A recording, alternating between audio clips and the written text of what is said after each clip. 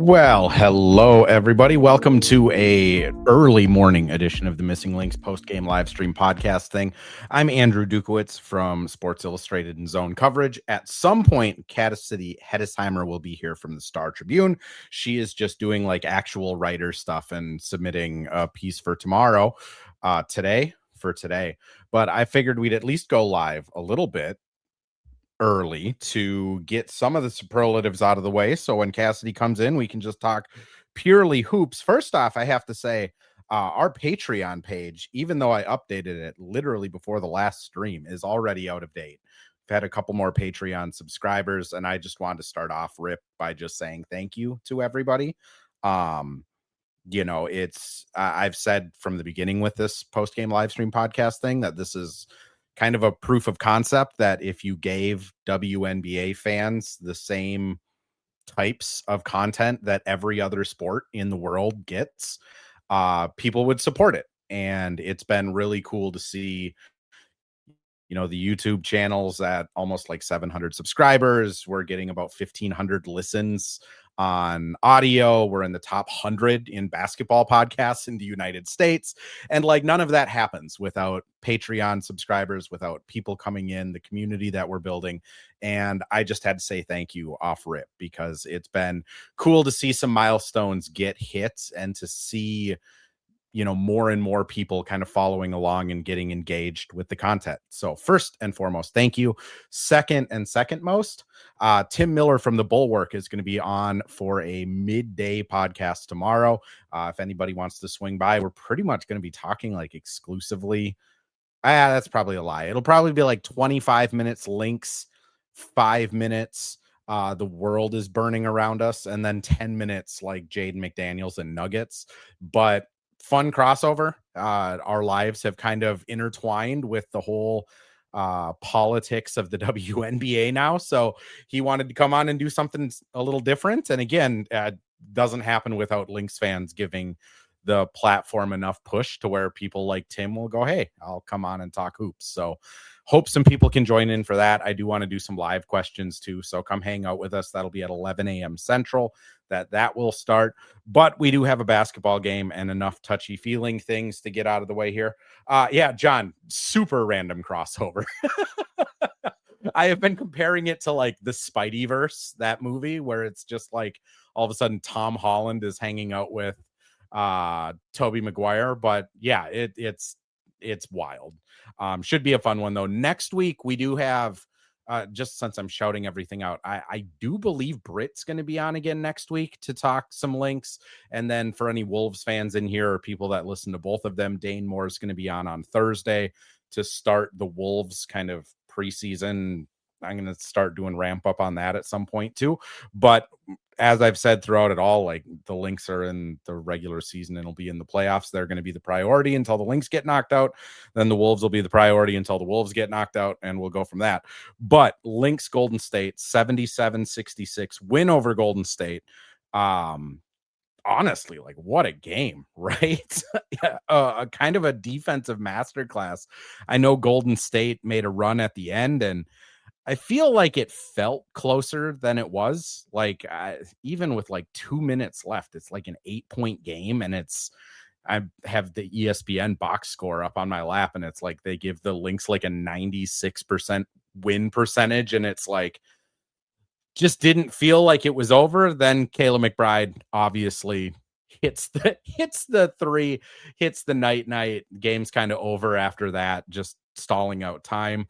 Lynx end up holding the Valkyries to under 40% from the field. That's one of Cheryl's big like metrics that she brings up very often. Lynx when doing that have held Lynx when they hold people under 40%, their record is 184-9. Wild statistic, but that's Cheryl's kind of proof of concept of like, hey, if we defend well, we basically never lose. And I was kind of monitoring that all game of just like, oh, this team is locked in. And to put it kind of in the weird perspective of like the Lynx through June were holding the league to under 40% field goal percentage.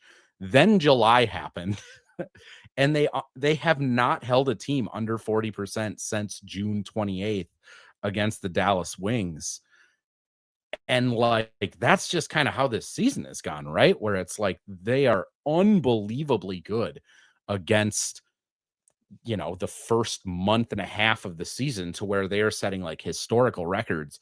July was, quite frankly, defensively like bad. They were in the bottom 5 of the league. Like that's bad. And then really since that Sparks game when Cheryl said everyone was terrible, they've been really good. Like both games against the Aces, I thought they were excellent. First game, they hold Asia in check. Second game, they take Jackie Young pretty much out of the game. Asia gets her points, but it doesn't really matter. You look at like the Dallas game, like Paige scored inefficiently, but like no one else really beat them at all. And then you look at this Golden State game where, as Dustin says in the chat, like Golden State wanted this one. Like they were screaming at each other, yelling at each other. There was like a play that got like knocked out of bounds, and like Burton was going crazy at the rest of the team. Like this is a team that like wanted this win, and the Lynx still hold on and beat them by double digits and hold them to that sub 40%. And I think when Cassidy gets in here, what we'll talk about more is just like, I don't know how Golden State could beat this team in a, I mean, if they're going to be the 2 seed, it would have to be a 7-game series. Like, again, I don't know how they score enough, especially if the Lynx are still going to be able to score 75, 80 points. I don't know how Golden State gets to that consistently, which again, we'll save that for Cassidy when she pops in, because I do want to talk about that with her. But yeah, I also thought this was a game where like it felt like the Lynx were allowed to kind of play to the physical level that they want to. I don't know. It just, I honestly, since that Sparks game, I've just been every game feeling more and more confident of just like, okay, this team's gonna. I don't see how, and I think Britt tweeted out last week of just like, I don't see how a team beats them in a 7-game series. You now look at what Dallas has going on with AZ being done for the year, with the chemistry, coaching, whatever you want to call issues. And if Dallas stays at the 8 seed, like I don't see how they win a game against the Lynx in a 3-game series. Fever in Atlanta, like I think the last time we were talking about the Fever, you look at, you know, there's 7 points worse on the defensive rating and only a couple points better on the offensive rating. Like I don't really see what they do. But Cassidy is here from the Star Tribune, throwing you in immediately. I was just setting up the conversation of like, okay, how does Golden State score against this team? That's what I was saying, was that I know, you know, we sit in lots of post-game pressers where teams emphasize the importance of defense, or like Cheryl emphasizes the importance of defense. I was in Las Vegas this past weekend for the game in Vegas, and pregame I was talking to Natasha Howard. Basically, you know, Fee had referenced a conversation where Cheryl had pointed out to the team, like, Natasha Howard is the only one of you all that have won a title. So whatever, you know, she's doing, like, do more of that. And so I was kind of picking her brain, asking, like, what are those things in your eyes? And she was like, defense. And I was like, you know, I know that it's such a recurring thing, but I just, when a team goes 7 for 37 from 3 and just can't seem to find anything else, like, I think that there's got to be, I don't know, you know, that there's got to be something else there. And not to say that, like, obviously Golden State has found that something else in a lot of games. They are 25 and 10 for a reason now. But I just think against a team that in a series, that's hard to beat the Lynx in that way. I think you saw it as the game was going on too. Like, Veronica Burton starts taking like third court logo shots instead of just normal threes, or like the wing threes are now 3 steps behind the line, and like Coffee is still kind of freaking them out by running out at them. And just, I don't know if it's, they just don't have enough on offense of like Burton can't generate enough, or Gabby Williams isn't a good enough like ISO player to take advantage of mismatches or what it is. But I was looking through, and all 3 games against Golden State this year, the Lynx have held them to under 40% shooting. Like, that's insane. That's the level of dominance. I mentioned that like in my game story, like that's why I was, a little late to hop on, but like finishing that up. And I mentioned sort of that long stretch that they hadn't held anybody to below 40%. And like, I do feel like a little bit of an asterisk of like, it is a team that they've routinely been able to do that against kind of no matter kind of the state of their defense. But I will say like Golden State is not the worst field goal, does not have the worst field goal percentage of the entire league. I had that pulled up actually. Wait, I have Basketball Reference pulled up. I won't. Let's be factually accurate if we have the ability to do that. I mean, they take so many. And while you're pulling that, it up, like this has kind of been the problem with Golden State all season. Actually, they are the worst. Oh no, that's opponent. Never mind. Yeah, I was gonna say opponent makes sense. I bet they're like 11 through 12. I think they're the worst in both. I think. Oh, that's they're the best in opponent and they're the worst. But they take so many threes. So like I think that would maybe come by the nature of that. But anyway, that to me. Yeah, the 3 points bring them down quite a bit. Like they shoot 34.7% on threes. They shoot 31 of them a game. I'm guessing if they shot 25 of those a game, their field goal percentage would be, because they're only like 0.8 behind Connecticut and Seattle. Yeah. But irregardless, like it's still one of those things where it's like watching this game tonight. They tried doing like pick and roll stuff with Burton and it didn't work. They tried to do Gabby Williams on the wing and elbow stuff. It didn't work. Salon had a good game, but I honestly think the Lynx are just like, okay. And the thing is, when I look at fun.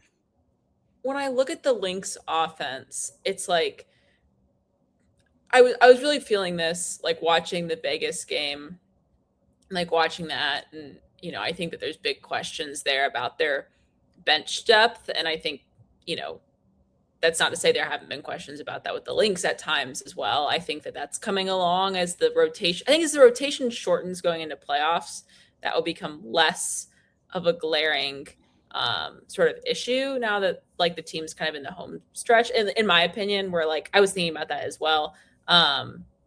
Just today of sort of like going into playoffs last year. I mean, they ran 7 people most of the time. And then Masha, when like break glass in case of emergency against Phoenix. I honestly, that's what I expect him to do this time is you probably have Maya and Nia off the bench. And then like, Dorka had an okay game tonight. It wasn't as egregious as other games. Yeah. There was still like defensive miscues where it's just like, thank God they missed the layup. Yeah. And then you look at, I think Tony is, if Maya doesn't have it, we'll throw Tony in there because we know she's going to be steady at least. Alicia and Ola appear to be completely out of the mix, period. But like, it's a 40-minute game and all 5 of their starters are going to play 35 minutes. You only got 25 minutes for the bench, which 15 to Nia, 10 to Maya, and you're out of minutes already. So I'm not too worried about it, but sorry, I sidetracked us. But basically the point I was making was like that I think with a team like Golden State, where it's like with Minnesota, it's just like all 5 starters you would not be surprised to see them score 20 points in a game.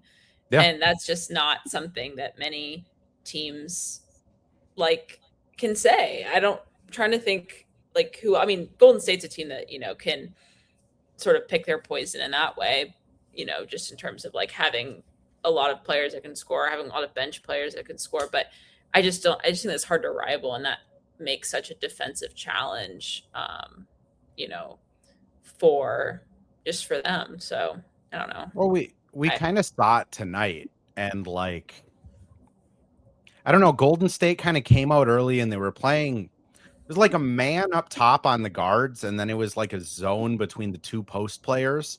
And in that zone, they didn't double feet. and Fee just Mhm. killed him. Like, just She mentioned that in the killed him. broadcast, I think it happened. Literally was like, yeah, I love single coverage or whatever she said. I think that's what she said to me, but it's just like she Yeah. killed him. And then in the second quarter, they come out and they're like, okay, we're gonna double Fee off the catch. We're gonna show more help towards her. Yeah. We're gonna like do some different off-ball things. And then Liv is single coverage. And Liv just kills him. And then they start doubling Liv, and she like rolls her ankle. And then like, all right, well, Liv's out. I guess K-Mac's the person being single coverage now, and K-Mac kills them. So it's like this team has like 3 players you legitimately have to double. And I mean, we've been talking about it all season of just, I don't know how you stop that. And I think the Valkyries did an okay job of that tonight. But then it's like you have to score 85, even if you do an okay job, which that's the issue for the Valkyries. 15 turnovers is I mean, more than the Lynx have been giving over as of late, but they only scored 9 points off of it. They did a relatively good job. I mean, Lynx had more points off of 10. 7 turnover game for Tosh is probably not ideal. I was gonna say a lot of their turnovers were like, I think Tosh had a moving screen. She had like 2 where she tried to like shovel pass it into somebody's knees. Like I think those are the turnovers that you don't live with them because it's not a shot on the basket, but you're not getting out and running. The ones that I think like literally break Cheryl and Waylon's brain are the like Liv hot pass to the wing that just gets picked off for a layup. The one that she got the steal and then I think threw it right to Gabby. Was it Gabby? I think maybe. Yep. Yeah, it was like that was there was a moment there where sort of in that run it was like, but she hit some big shots to kind of keep them in there. Have you talked about that yet with the No, I was saving it for you. I just brought up first off saying thank you to people because channel's growing, things are cool. That's all nice. Thank you, everybody. But saving kind of the actual meat and potatoes with you, which I mean, honestly, like the only thing I touched on was it just felt like this game was a lot closer than it actually was. I mean, Golden State chipped it to like 8, I think, and 7, an 8.7 point lead with 3.5 minutes left. That's still a pretty, like, that's a tough lead to overcome, even if you're not playing the number 1 team in the league. But kind of Cheryl said post game, like, it's coming. They're going to have one last gasp. They've had that in every game, even last year in the playoffs. I guess just, I don't know. How do you think they handled it? Because it's felt like since the Fever game, they're handling these runs better, where they know where they can get a bucket and they just get one when they need it. Like Court hits that mid-range baseline shot and it's like, okay, everyone can breathe. Yeah, I think it just goes back to that point that I was making where it was just sort of like when you have 5, when you can bring all the starters back out on the floor, well, like in this case, obviously, Olivia's sidelined there for the end, but, 5 players have starting experience. It's like they're all a threat, and it's like whatever you want to run, sort of you have 5 players that can kind of execute there down the stretch. I mean, I at this point want to go look and see how many points Kayla McBride is just averaging in fourth quarters. She had 10 of her 20 tonight in the fourth. Talk about just clutch bucket making that she sort of had here over this stretch. But yeah, I mean, they just, it's a veteran team that they, they know how to finish games in that way. It's just, I don't know. It just feels, when they were doing it against bad teams, it felt like it just kind of felt like, oh, okay, well, they should have beaten Seattle by 15, but they're going to do it by 5. Or, well, Connecticut, they beat them the last time and they're getting them this time. Or, yeah, they're pulling away, but they gave up 100 to the Mercury. Like, that's not good. No. It feels, again, like since that Indiana game, it's like, oh, they're doing this against the the like contenders. They're going bucket for bucket with Kelsey Mitchell and pulling away. They're going bucket for bucket with Jackie Young and Asia and pulling away.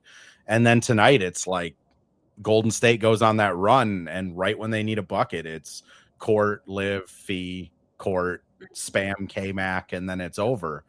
It just, I don't know. I feel like they weren't, and maybe it's recency bias, but this team just feels vastly different from last year. Do you kind of feel that same way, or do you feel like I'm just overreacting and being recency biased? No, I think that even if, I haven't yet gone back and kind of compared the numbers of this year's team versus last year's in terms of like offensive rating and defensive rating. And I think last some of that was is too significantly better.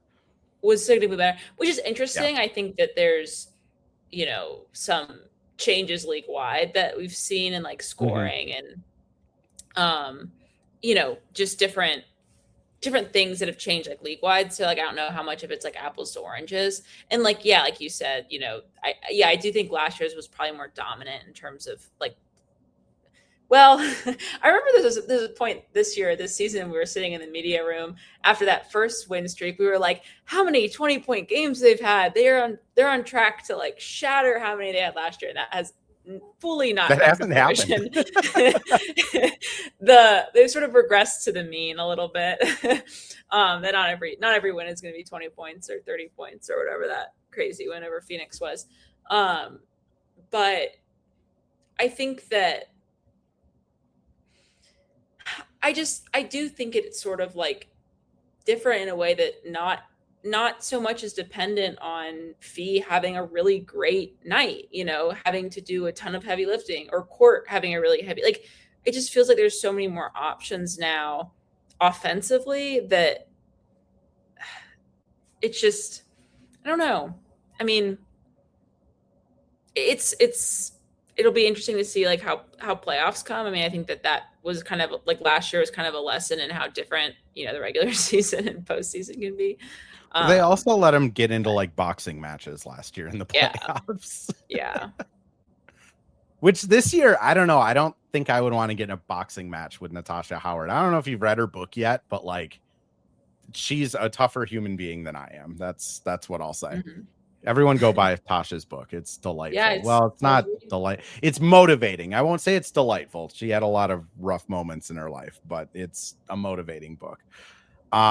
Let's talk playoffs. I'm going to throw us over to a quick ad read. When we come back, let's talk about the path that's getting made up here.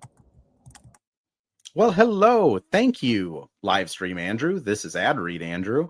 And today we have Firehawk Construction and Remodeling, the presenting sponsor for the Missing Links podcast.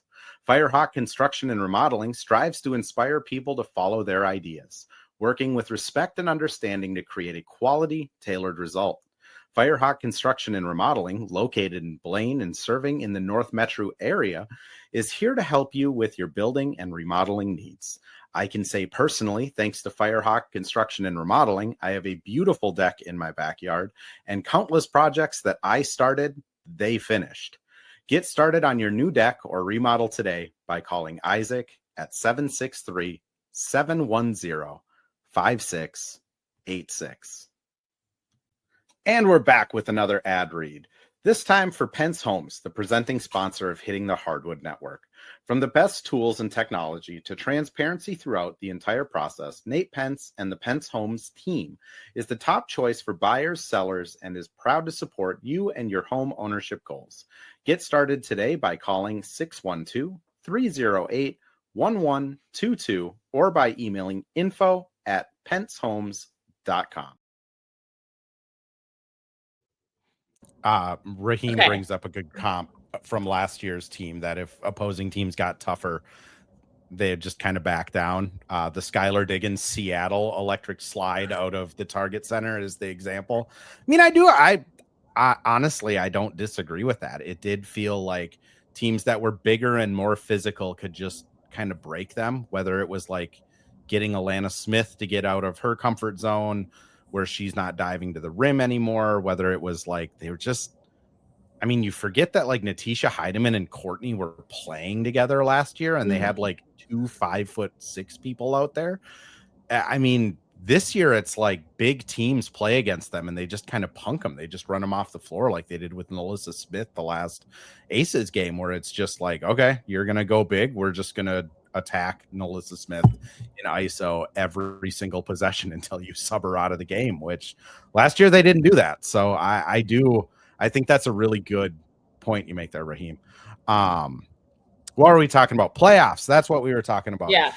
I mean, as really, we're kind of sitting here right now, kind of feels like Dallas. Yeah, that's honestly, yeah. Wow. I mean, what a terrible break for Dallas, right? I mean, that sucks. Like, just knee stuff. Like, I mean, that's as someone who grew up playing like soccer, girls soccer, women's soccer, watching it, like knees, they suck. Sorry, that's really ineloquent, but that's just a tough blow for the team, tough blow for a rookie season. Like, and that makes that makes it them do feel like that they might be the 8th seed, but I don't know. I think also Dallas has a pretty easy last stretch of games. I don't think they play any more playoff teams, if I'm not mistaken, or maybe just one. And it's so close. So there's a world in which, they win all those out and could end up 6 or something. I don't know. So they have 8 games left, and they are a game and a half behind the Liberty and Mystics. Liberty have, math, 37, so that'd be 7 games left. Mystics have 35, so that'd be 9 games left. So like, it's not impossible, but like they would have to go probably like 7-1, and the Mystics would have to go 9 games left, 2 games, so they'd have to go like 6-3 without 6-3 or worse, which like is, I guess the Wings could go like 6-2 and the Mystics go 5-4, and they end up getting out of that position. I'd be a little stunned though, because the Mystics are 8-2 in their last 10. The Liberty have also been looking really good as of late, and Dallas has just looked really bad. Which I mean, between Alana Smith saying we're just going out there and doing what the coach tells us to do, Paige looks really sad.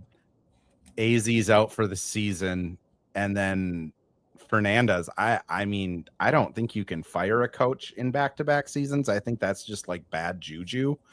But I don't know how he keeps his job if like the players are publicly putting the blame on him for substitutions and game plan stuff. Like normally it's we got to execute better. I mean, we've all heard the coach talk like player interviews where they're like, yeah, we got to execute better. We got to pay more attention to this, that. But Land just kind of threw him under the bus. Yeah, that's not, definitely not ending this season the way, that one would anticipate for a strong push into the playoffs. And, I think that the, injuries do sort of cap them, at seemingly, a first round exit at this point. I mean, I think for a team like the Lynx, I mean, I think I would have said, I think we've talked about this, but like even before the unfortunate like AZ injury, I think that would still have been the best matchup for Minnesota in the first round. I still think if you're Minnesota, you never want to, what's the word? Like tempt fate against a Liberty team that, even if they've had their lows this year, has players like Stewie and like Sabrina, and gets Fevich back presumably at some point. So, I wouldn't be surprised, if Dallas ends up at 8. Yeah, New York's got a pretty tough schedule kind of coming up, so who knows? But it'll be interesting. I'm super interested with the last back-to-back games that the Lynx are going to have against Indiana now. It does, there's a lot of basketball left to play in 7 games that are left to play for the Not Lynx, really a lot of not basketball that left to much. play. And the Dream could make a move up there, maybe into the 3 or 4 or 5, if they teams ahead of them start, Fever Aces drop a couple games. But I think chances are that those games are probably going to determine who's the 3 seed and who's the 4 seed between Indiana and the Aces. And so the Lynx will kind of have a choose your own adventure of who who becomes their potential semifinal opponent, which I think would be sort of interesting. So who knows? Real quick, my last thought on the Wings of just like, I think it behooves the Lynx that Alana Smith is on that team and Jessica Shepard is, because you look at that team and you go, oh, could they, like, what team could be a trap team in a 3-game series? The Lynx seem to really want to just beat Alana Smith and Jessica Shepard. Like, I don't know. There is something there where they're just like, we're going to just take this team. Perspective asks a question about sponsors and stuff on the side of the screen.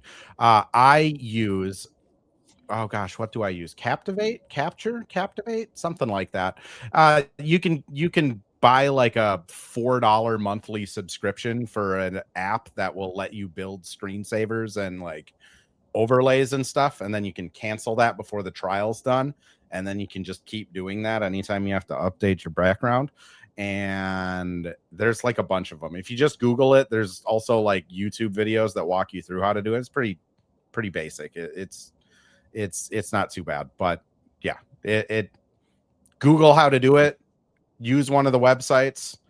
Don't actually pay for it because you can cancel your free trial beforehand, and then just do them. Okay, so that was a sidebar, but anyways,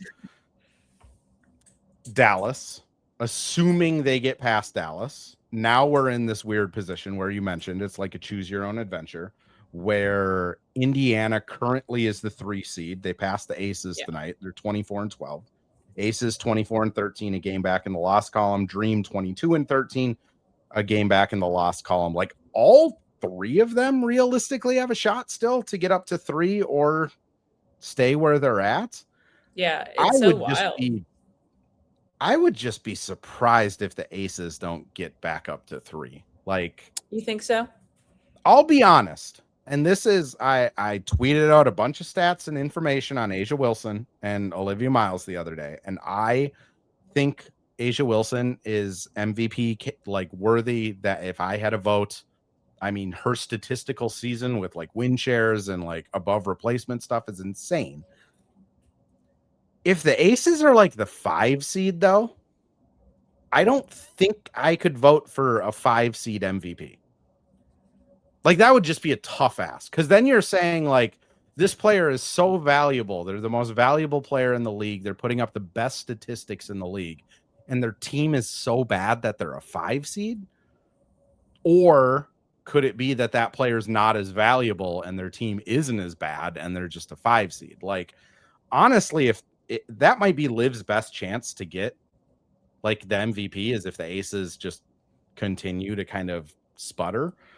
But like, I would be really surprised if the Aces end up dipping into that 4-5 matchup. And then I just would not want to face the Aces in the semifinals. Like, I know the Lynx are 2-1, all 3 games. They've looked very good, but it's just like, it's the old best player on the floor theory of A'ja Wilson's probably the best player in that series. And the Lynx probably have like the number 2, 3, 4, maybe 5. Like, I feel bullish that Liv and Fee are over Jackie Young. K-Mac might be over Jackie Young right now. We're getting ahead of ourselves. Might be tied with Jackie Young right now. Yeah. But like, I would just be terrified to, I know the Lynx wouldn't, but like, I personally would be nervous playing the Aces in the second round. Whereas like, if you're playing the Fever or the Dream, I feel like you just have a winning blueprint for both of those, right?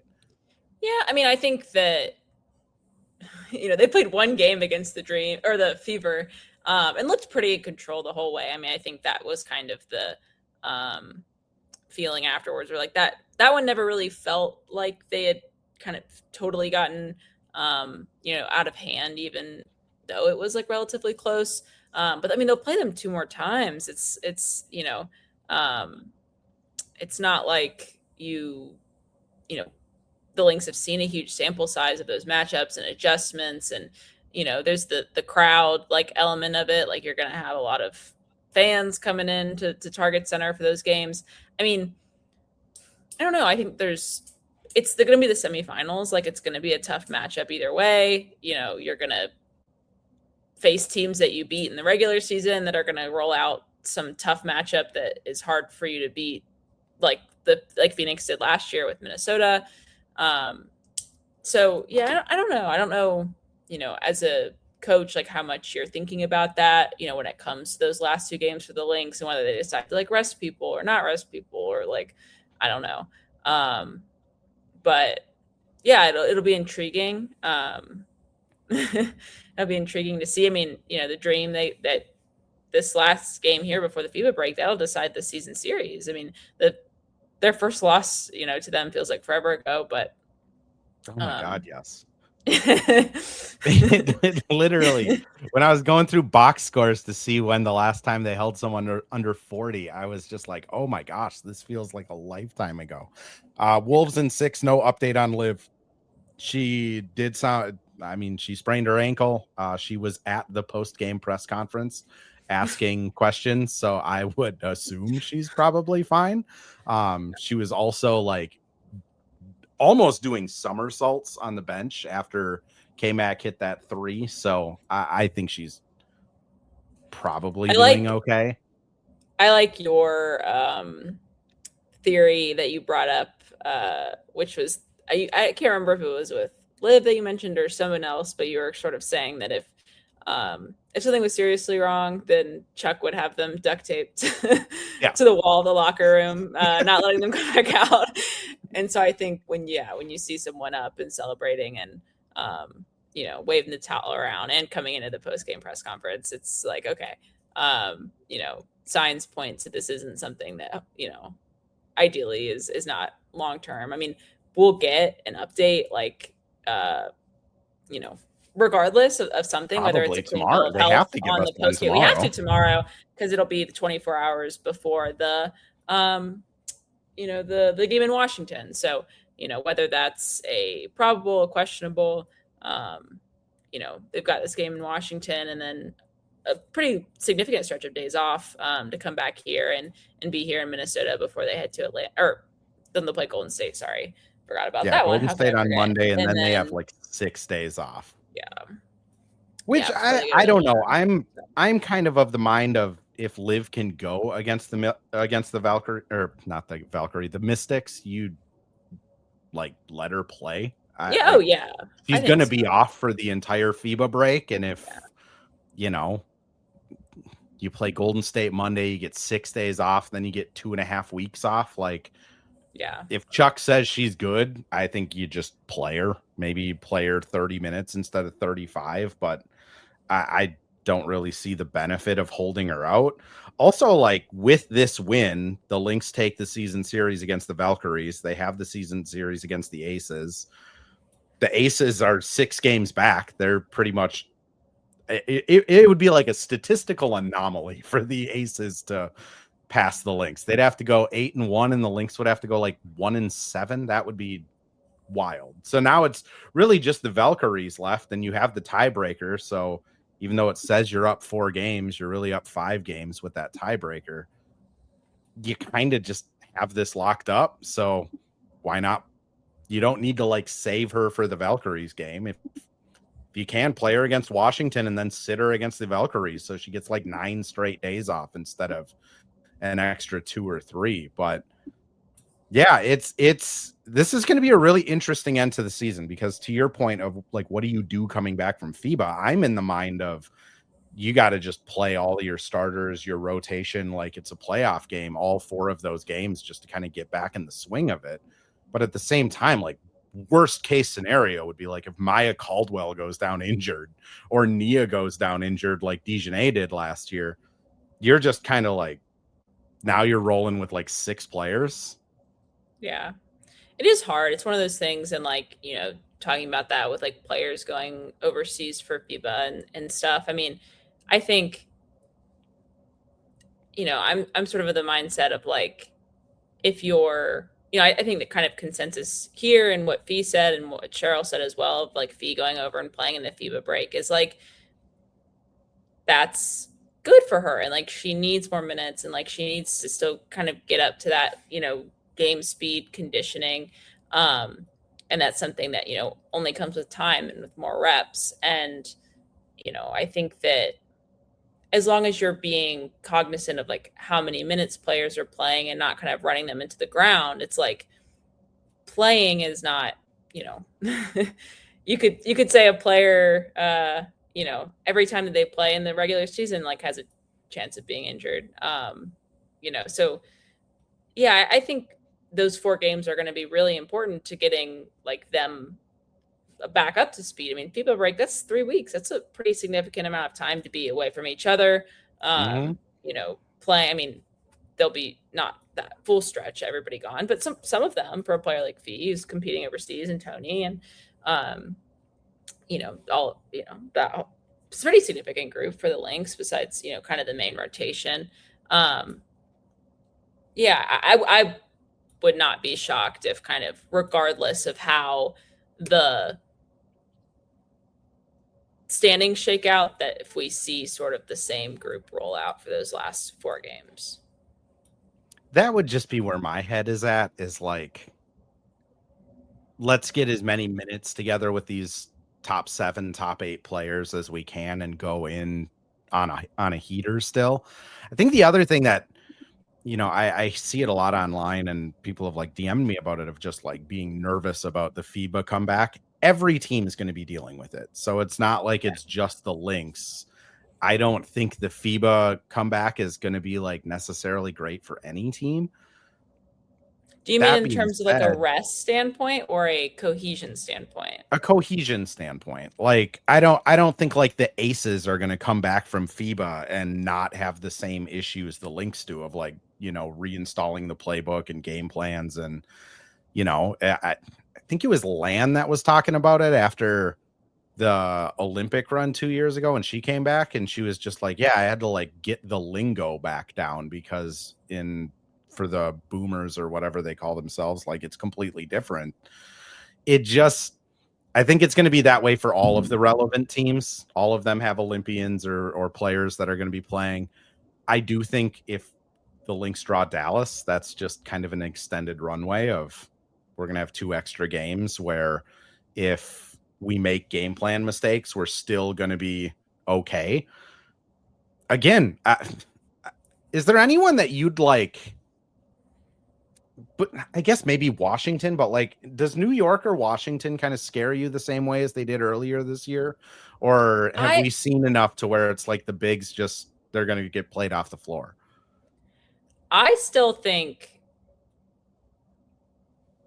that of all the first round matchups, I know Washington, obviously, like, there's the size component. Like, the Lynx haven't played either of them with Fee yet, but I don't know. I still think there's something about, in my opinion, New York, and just players that have been there before, plus adding the length back that Fibic has,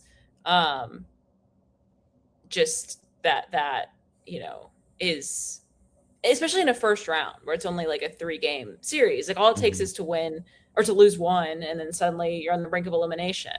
I just think that when you have players that have sort of been there before, that's why maybe I would give the edge to the Liberty more than a team like Washington. I think, they're going to kind of be in their first year of like, hey, we're in the playoffs. Like, this is an important big step for us, with kind of this group that we have.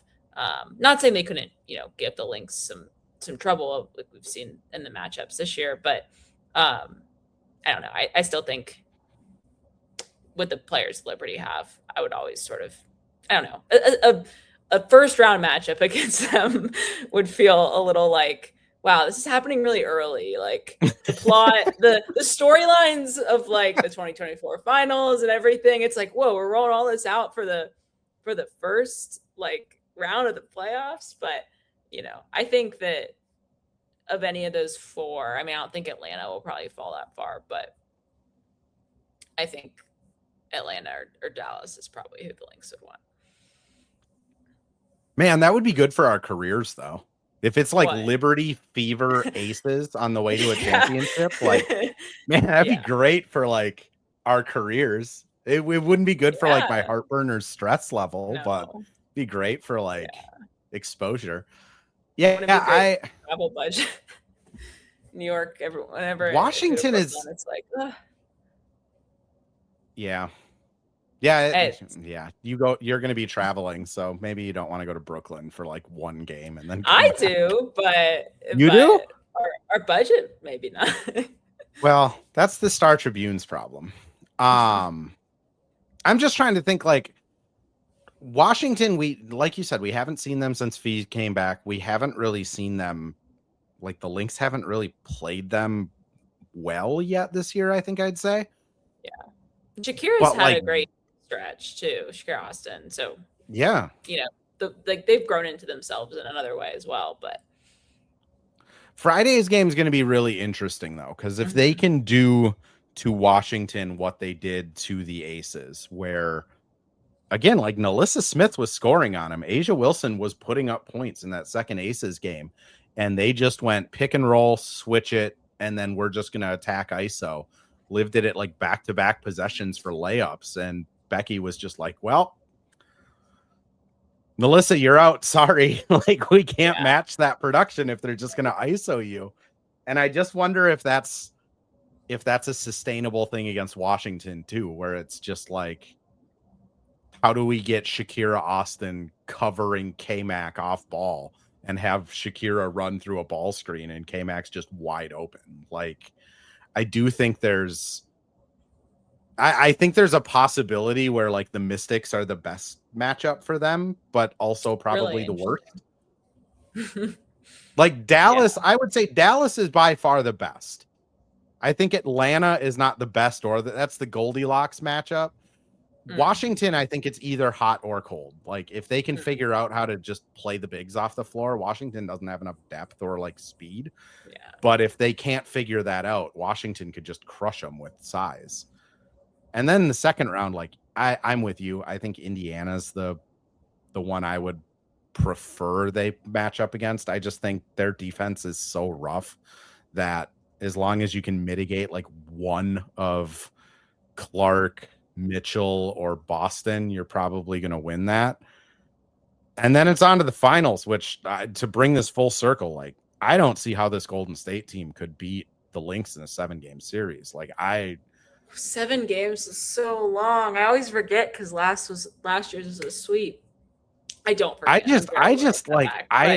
We've watched them play 3 times so far this year, and every game has been kind of the same script of just Golden State can't score.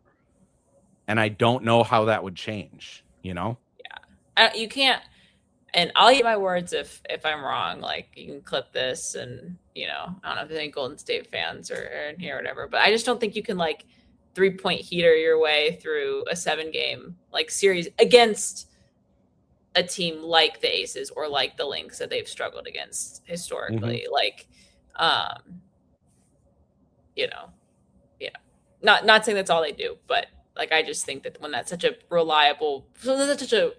relied upon part of your like offense, but 3 games, 3 games, maybe 3 games, maybe. Like if Golden State was like a 7 seed this year and they had a chance to play the Lynx, I think I would be.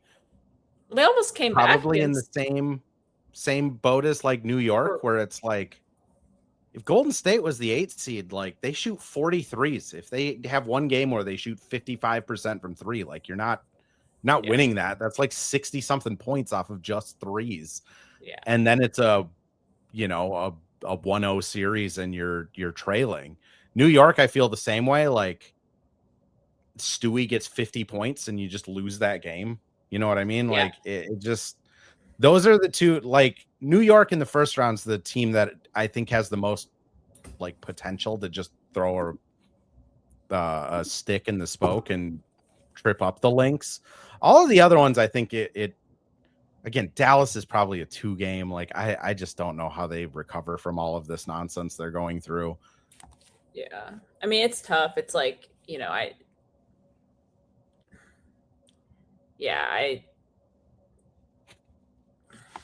we're both just sitting here like we don't want to guarantee a championship, but like Vegas has the Lynx as minus odds now to win a championship.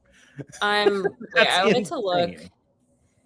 Yeah. Okay. I was curious. Like, I was trying to think of like a team that, like, in a 7-game series that, like, I think Golden State would like take. And, there was that stretch where they beat Atlanta like 3 times in 4 games. And I remember seeing lots of Atlanta folks being like, wow, this is like awful. We're awful. And I think a team like that like has like maybe their offensive act.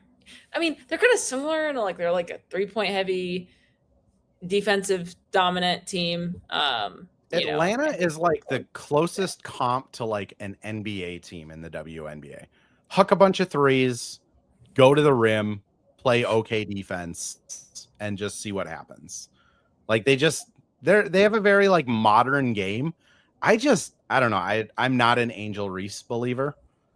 Yeah. And oh, you're not? Sorry, I just said yes, but anyway. Yeah, there's just things with her game. I don't know how they get better when they haven't shown any improvement in her career. Like it's tough. I think Ryan is like, I wouldn't really want to play Atlanta in the playoffs just because, Ryan Howard, Jordan Canada, like they can ratchet that defense up to a point where it's like really hard to get guard penetration. And then if Angel is locked in, you got the rim protection. I think that the issue with Atlanta is like, if Angel isn't getting calls or if things aren't going her way, it just feels like she flies off the handle and doesn't I'm not going to say doesn't compete, but like the focus goes away. Similar to Alana Smith, who is a player that I adore. So I'm just being fair. I will say that also against a player that I really like. I just think there are certain players, and Angel is one of them, that like, I don't know, Natasha Howard could probably get her pretty rattled pretty quick, and then your paint defense is just gone. Well, we will see in approximately 11 days, and I will be there. Or 10 days. We will see in 11 days, and you will be there. I will be there in Gateway Arena. But no, I think Dallas, Indiana, and then whoever would be in the finals would be probably the ideal pathway for the Lynx, in my outsider's opinion. But also someone pointed out where it's like, there's a lot of basketball like left to play, and that's just, there's so much that can happen. There's so much, like, health is such a factor, and specific matchups that like teams can exploit, and if you can exploit it for a 5-game series, it's just, I don't know. The Lynx are now minus 110 to win the title. I don't think you can tell anybody on that team and that would make them any happier. No. I tell you, job is nowhere close to being done. Lynx minus 110, Vegas plus 475, Golden State plus 750, Indiana 850, Atlanta 950, New York plus 1800. Which I'm assuming that is this is DraftKings right now. So that's like New York's on the, the 2-3 side of it. So they'd have to go through Golden State and Vegas and Minnesota likely. Like that's just an unrealistic path. But like being minus odds for a championship before the playoffs start is, I mean, that's that's where this team is at this point. Like, it's starting to turn into, it would be another massive kind of slip on the banana peel if they don't win it. Yeah, I mean, I think that they have that, last year, like, it was, I don't know what the, odds were. That's not something I necessarily like spent a lot of time, looking at, but, they were favored, and, sorry, I'm getting distracted. I need to... There's all caps yelling going on in the chat that I'm also reading, and just like, what is happening? Yeah. So no, but and also being 1:00 in the morning is not helping my brain state. But I think that the longer a series, like, assuming players are healthy, you have a coach like Cheryl who's been there, who can make adjustments. I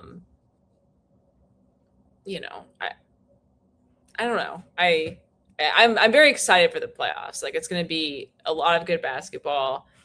I will have my TV on all the time. I hope the games overlap very little, so that when we're not at Lynx games, we can be watching good basketball. That is my 2 cents. I also hope it's just good basketball. Also, WNBA. Let's just get 7-game series for all 3 rounds, please. Cut it back to 40 games and just do 7-game series. I bet those draw more on TV. Let's just do it. I want 7 games of Minnesota. If it's Minnesota, Dallas, I don't care. I want 7 games. I want 7 games of Paige and Liv.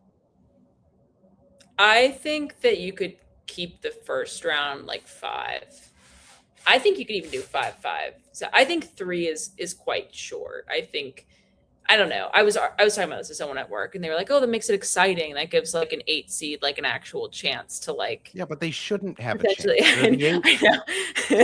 But that's how you sort of don't give like out a less participation trophies. I know. I'm just voicing somebody else's opinion. That is not my opinion. I'm voicing somebody else's opinion. But no, I agree with you that, like, I think you want the semifinals and finals matchups to be like as competitive as possible. But no, yeah, I'm glad to see the extension to a 7-game series. I hope that no matter who's in it, that it goes to more than 4 this year. But we'll see. For people wondering, there was a wholesome resolution in the chat about caps lock. There's acceptance. There's agreement on all sides. This is where society works at its best, in YouTube video chats. Let's call it there. That's such a good moment to call it on. Good job, chat, for all understanding each other as people.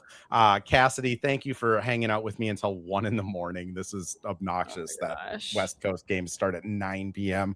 I'm Andrew Dukowitz. That's Cassidy Hettesheimer. We'll be back after the Friday game against the Mystics, and tomorrow we'll be on with Tim Miller. Nice. See ya.